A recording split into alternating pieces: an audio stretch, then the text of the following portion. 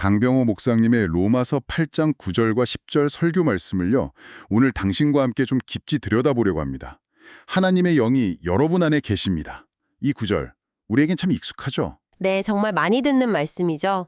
근데 어쩌면 너무 익숙해서 그 엄청난 의미를 그냥 휙 스쳐 지나가는지도 모르겠어요.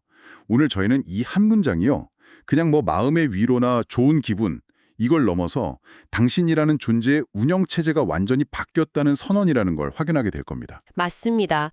오늘 이야기의 나침반은 바로 구원의 확실성에 맞춰져 있다고 볼 수 있어요. 강병원 목사님의 설교가 시종일관 그 바울사도의 흔들림 없는 확신에 찬 어조를 굉장히 강조하거든요. 아, 확신이요? 네. 우리의 구원이 제 노력이나 감정 상태, 아니면 어제 지은 죄 때문에 오락가락하는 게 아니라는 거죠.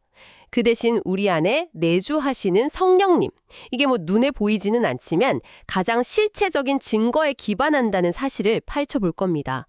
이 확고한 보증이 당신의 정체성을 어떻게 세우고 또 일상의 전투에서 어떻게 승리하게 하는지 그 핵심으로 바로 들어가 보시죠. 좋습니다. 설교에서 가장 먼저 딱 못을 박는 지점이 있더라고요. 바로 중간지대는 없다는 선언입니다. 우리는 영에 있거나 혹은 육신에 있다. 딱 둘 중 하나라는 거죠. 네, 맞아요. 심지어 강 목사님은 육신에 속한 그리스도인이라는 말 자체가 성립하기 어렵다고까지 이야기하시는데요. 솔직히 이 부분은 처음 들으면 좀 날카롭게 들릴 수도 있겠어요.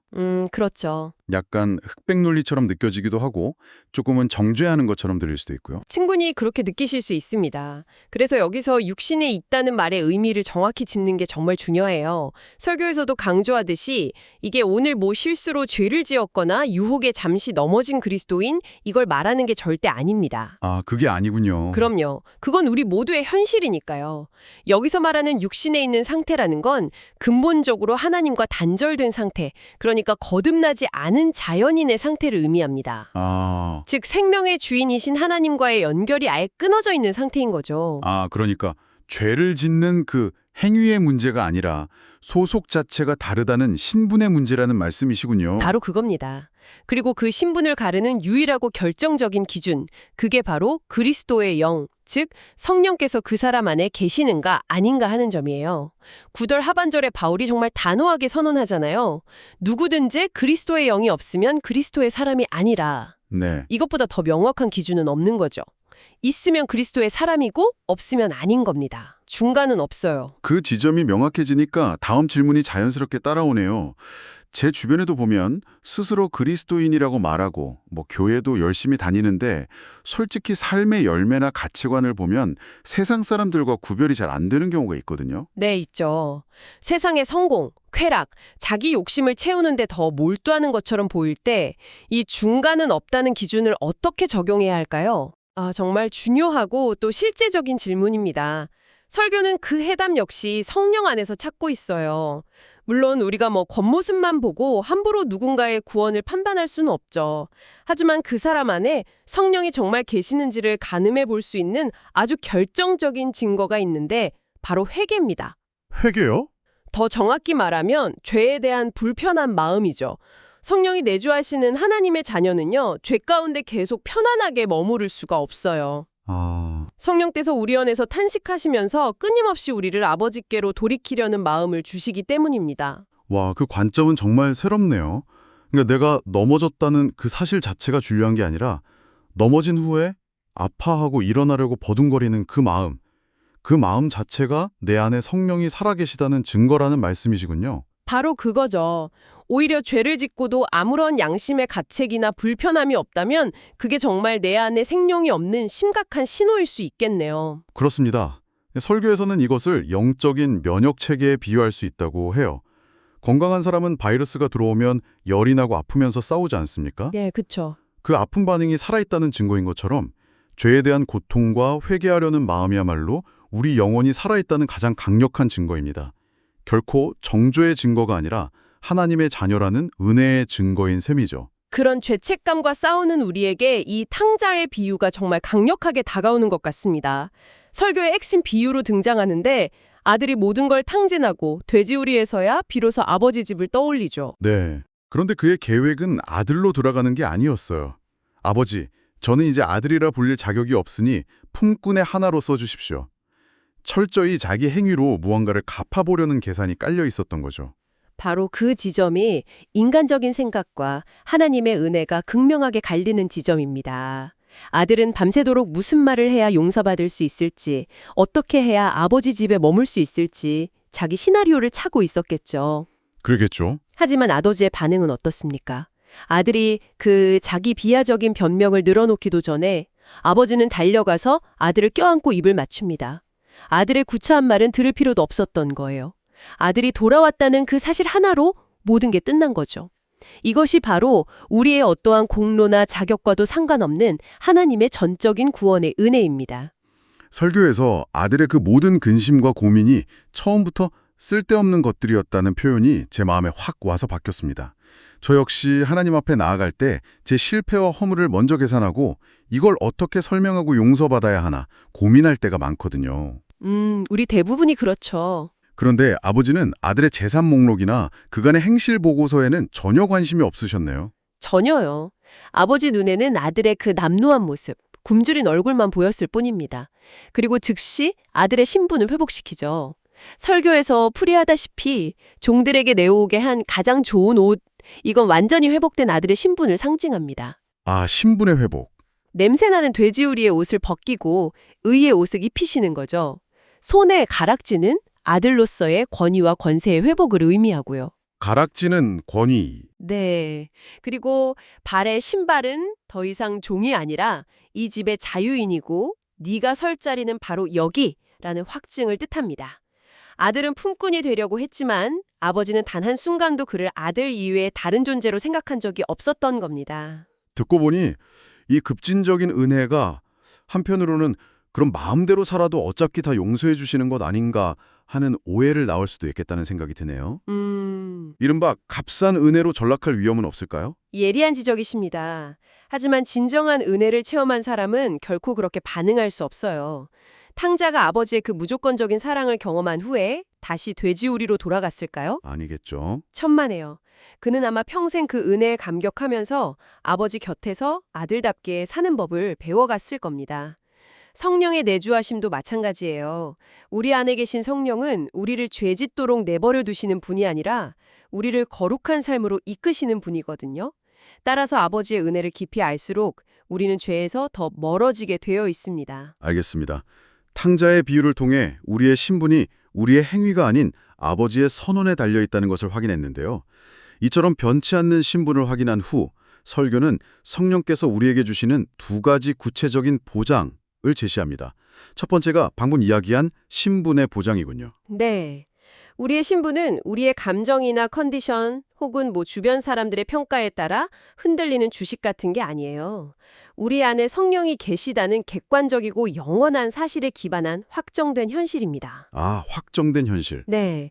설교에서 인용한 로마서 8장 26절 말씀처럼 우리가 너무 연약해서 어떻게 기도해야 할지 모를 때조차도 성령께서 말할 수 없는 탄식으로 우리를 위해 친히 간구하고 계십니다. 성령님이야말로 우리의 가장 확실한 보증인이신 셈이죠. 이 신분의 보장이라는 개념이 단순히 머리로 아는 것을 넘어서 실제 삶의 무기가 될 수 있겠네요. 설교에서 나온 실질적인 조언이 기억납니다. 누군가 당신의 자존감을 짓밟거나 세상적인 기준으로 당신을 평가하려 할 때 겉으로 싸울 필요 없이 속으로 이렇게 선언하라는 거죠. 네. 나는 하나님의 자녀야. 당신들과는 근본적으로 소속이 다른 사람이야. 이건 나는 소중해. 같은 자기계발 구호와는 차원이 다른 이야기죠. 완전히 다릅니다. 세상의 긍정하거는 나라는 주관적인 감정에 뿌리를 두지만 우리의 정체성 선언은 내 안에 계신 성령님이라는 객관적인 진리에 뿌리를 둡니다. 그래서 내 기분이 어떻든 상황이 어떻든 상관없이 선포할 수 있는 힘이 있는 겁니다. 와. 이것이 바로 세상에 줄 수 없는 평안과 담대함의 근원입니다. 그럼 두 번째 보장은 무엇인가요? 바로 생명의 보장입니다. 로마서 8장 10절 말씀, 또 그리스도께서 너희 안에 계시면 몸은 죄로 말미암아 죽은 것이나 영은 의로 말미암아 살아있는 것이니라. 여기서 강병호 목사님이 힘주어 강조하는 단어가 있어요. 어떤 거죠? 바로 살아있다는 현재형 동사입니다. 아, 현재형. 살아날 것이다 라는 미래의 약속이 아니라 지금 이 순간 이미 살아있다는 현재의 사실이라는 겁니다. 아, 그 차이가 엄청나군요. 우리의 몸은 죄의 결과로 늙고 병들고 결국 죽음을 향해 가지만 우리의 진짜 본질인 영은 그리스도의 의 때문에 이미 영원한 생명을 소유한 상태다. 이런 선언이네요. 그렇습니다.